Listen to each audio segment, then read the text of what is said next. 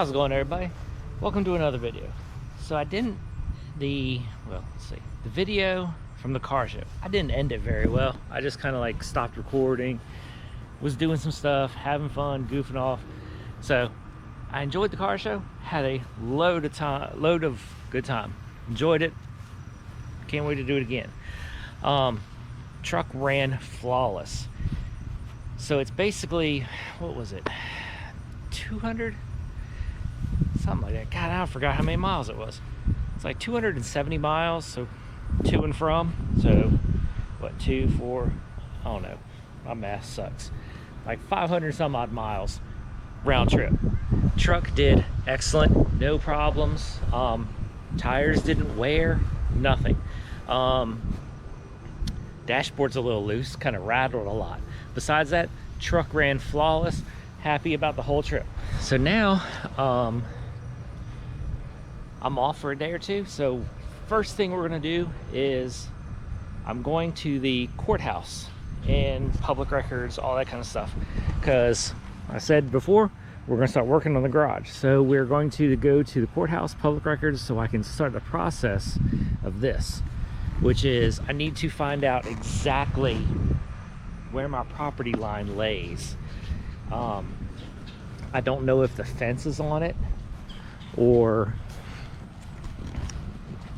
the center of the ditch or what or where, who knows. So needless to say, we're gonna head to the courthouse here in a minute, and we're going to go over all the paperwork and find out where my property line is, and also they will tell me how big of a garage I can build. What my plans and what I want is one thing, what the city allows me is a different thing. So let's go ahead, head there, and I'll get back with you when I'm back, and I'll tell you what the end result is. Well, it's the next day. Yesterday I kind of went and did the building stuff, and then I hung out with my dad, did some other odds and ends, which I'll get to one of them in a minute. All right, so garage plans. Good news, bad news. Good news is I can get a big garage. Bad news is it's not as big as what I wanted. Not a big deal. I'm going to do, instead of a 3-bay garage, which would have been, I think, like, I was planning on like 18 by 41 or something like that, right around there, 20 by 41, whatever. It's going to be 18 by 31, so it's going to be 2 bays with a walk-in door. I'm only allowed 20% of my property, so all my property, which isn't a lot, I'm allowed 20% of it, which is 660 square feet. And my garage that I'm planning on is 640 something or other. But I went and got the plat for my property. I know right in the middle of the ditch. So basically my property goes back to right here at the middle of the ditch. And you can kind of see the ground's a little tore up right there because I dug. And there's a metal stake right in there, and that is the corner of my property, right in there. Then there's another stake all the way at the front up there, and that's basically the 2 corners of my property. There's probably another one in that corner, another one over there.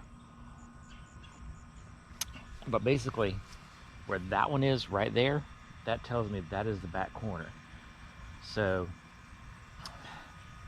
to where the garage is going to start right here, I have to come in 5 foot, which is to this fence, and then in another 3 feet, which is where I can start it. But I'm actually going to come in 5 feet because I want to have more room behind the garage so I can clean, because when the shed was here I had no room on this side. So basically we're going to come in from that post 10 feet, then we're going to come over from that post 4 feet.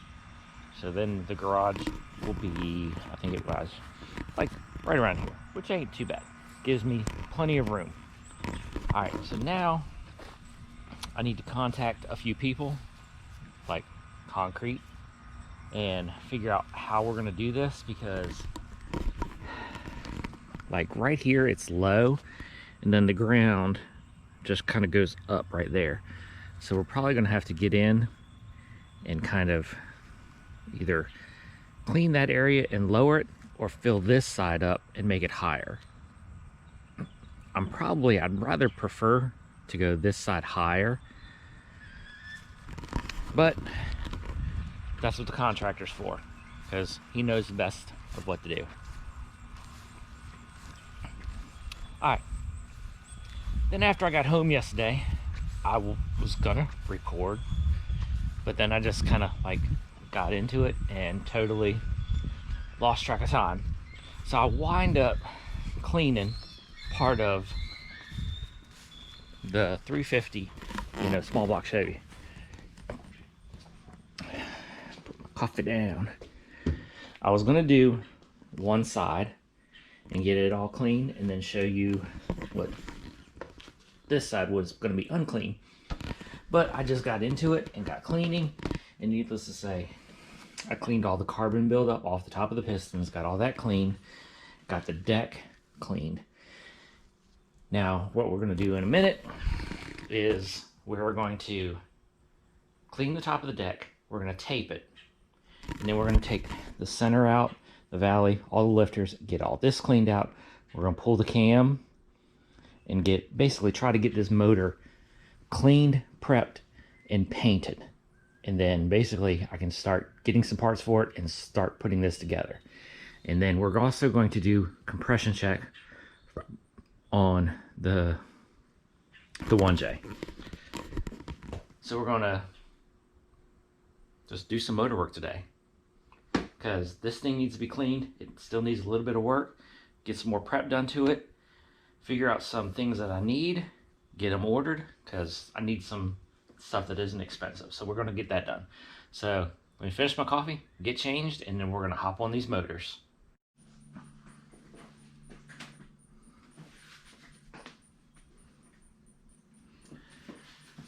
All right, so as we're tearing this motor apart, we're going to try to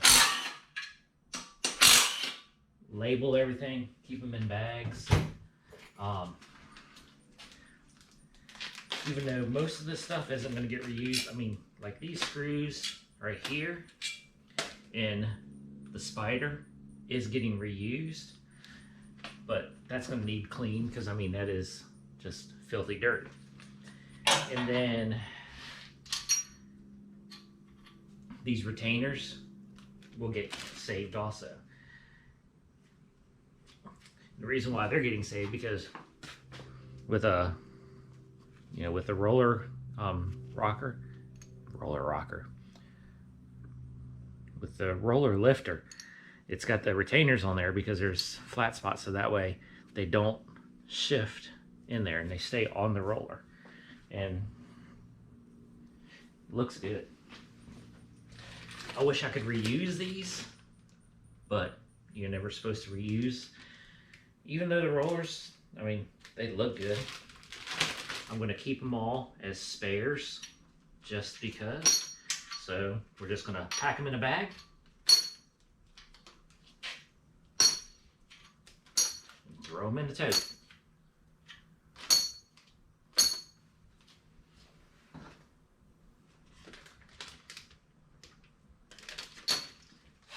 Get all these out. I mean, they look a little stuck, but that's always. But I mean, they look really good. I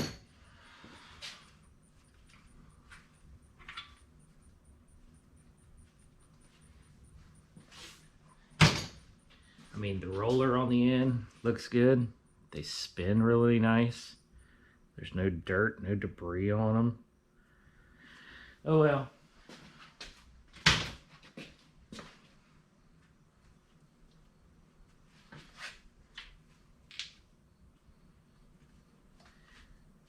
These are not that expensive compared to some parts, but gotta have them replaced.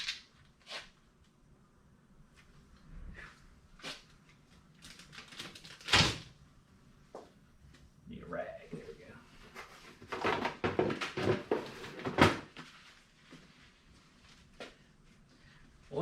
they're slippery to come out. That one's stuck. That one's stuck. Either they're just stuck or my fingers are just too dang slippery.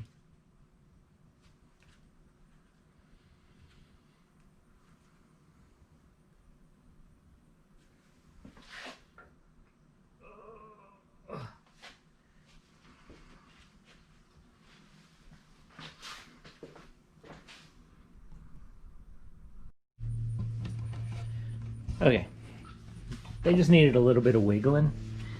I mean, it's really hard to see, but inside, they're good and smooth. There's nothing wrong with the inside of those, the lifter valley things. All right, next, we're gonna, balancer's just on there, make it easier to spin when I was doing the pistons. So we're going to pull that off, then we're going to yank the camshaft out.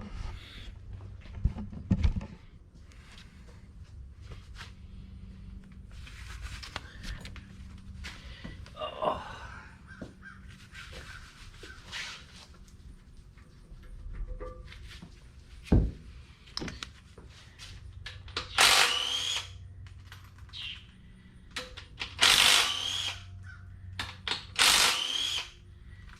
And of course, I'll drop the bolt.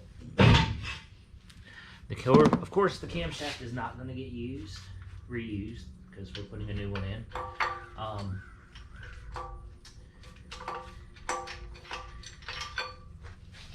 We'll be getting a new chain. We're keeping the gear.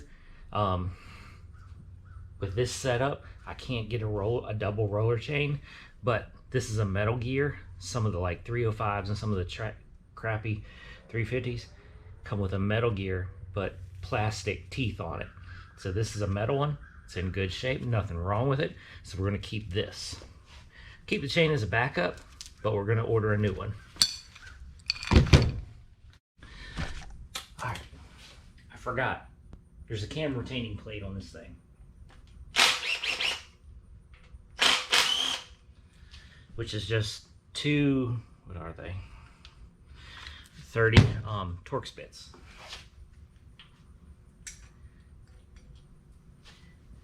That's to hold, the roller cam in. Of course, got a bag for it all.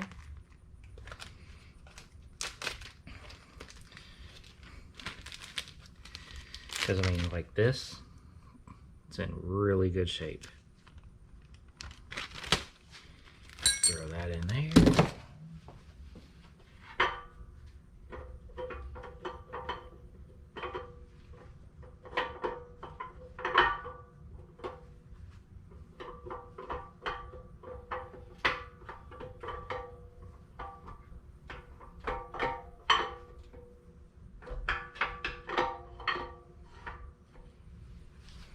There we go. I mean, you can definitely see where the cam was running, but there's no damage. I mean, this thing looks good. You can just definitely tell where the cam and the lifters were at, but in really good shape besides that. But again, we're not using that. So that just goes to the side.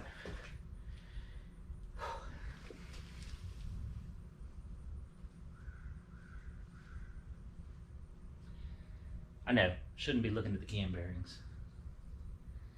Should just let it go. But, looks good. It looked good. At least that one does. Alright, so next, let's go ahead. We're going to clean the deck. We're going to tape these up, and then we're going to get the valley cleaned.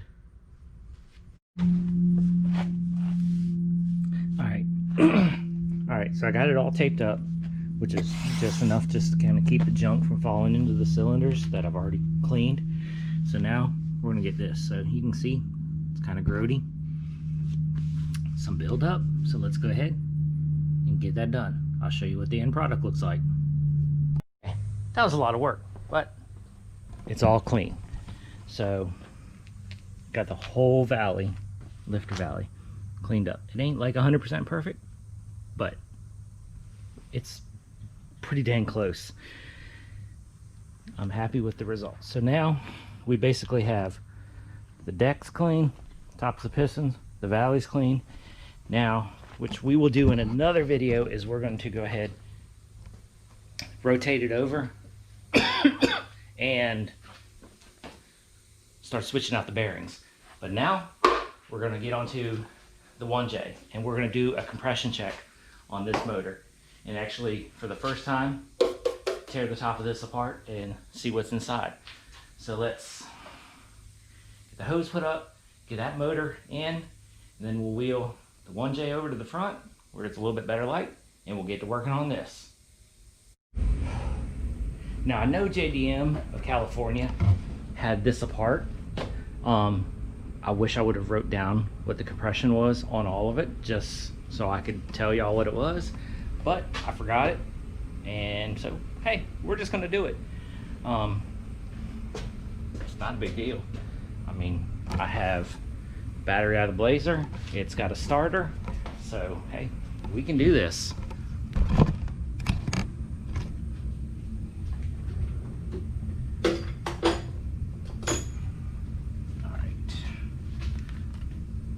That's not the right thing. Where'd it go? Battery.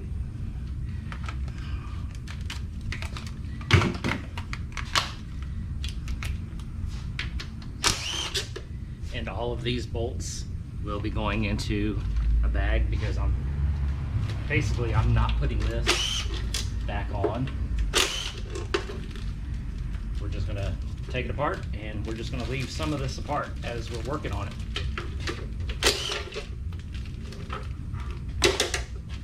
Plus this cover is dented, and we're ordering a new one here shortly.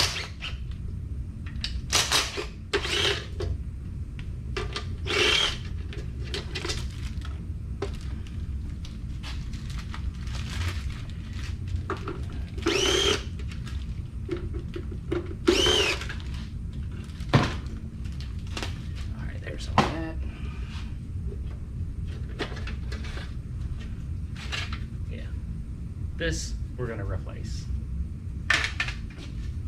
Let's set that aside for now.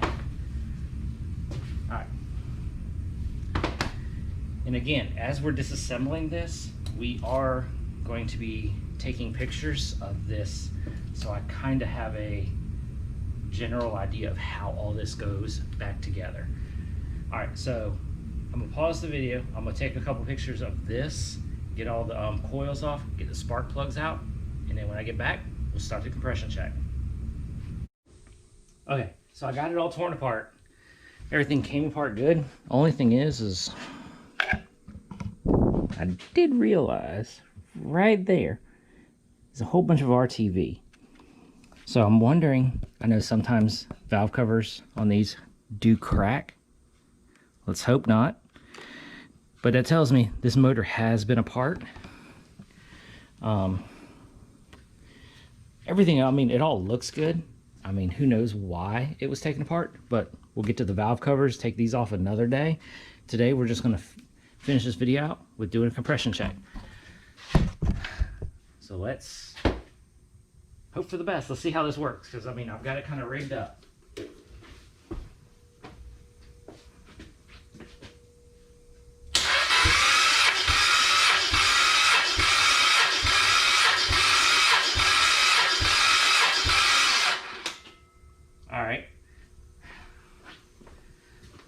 So the first one is 120. I can live with that. I'm going to write them all down, show you what the end result is. Okay. So I thought it was 120, it was actually 115. So did all five. 115, 115, 105, 120, 125, and 110. Number 3 was the lowest at 105. That's not, to me, that's not that big of a difference. I did run it twice just to make sure, and both times it come back as 105. Hey, that's life. I'm gonna say we're good enough. Not complaining about that at all. I guess the next I'm going to do, which I'm going to do that off camera because that's just going to take a while, is I'm going to be removing the wire harness off of that, because all of this is just hanging. So we're going to take plenty of pictures, remove the wire harness, so that way it makes it easier to get into the Blazer. So next video, we're probably going to have the Blazer in the driveway and start disassembling that. Then we'll start putting this in. All right, well, that's all we're going to do for this video. Hope you enjoyed it. Catch you in the next one.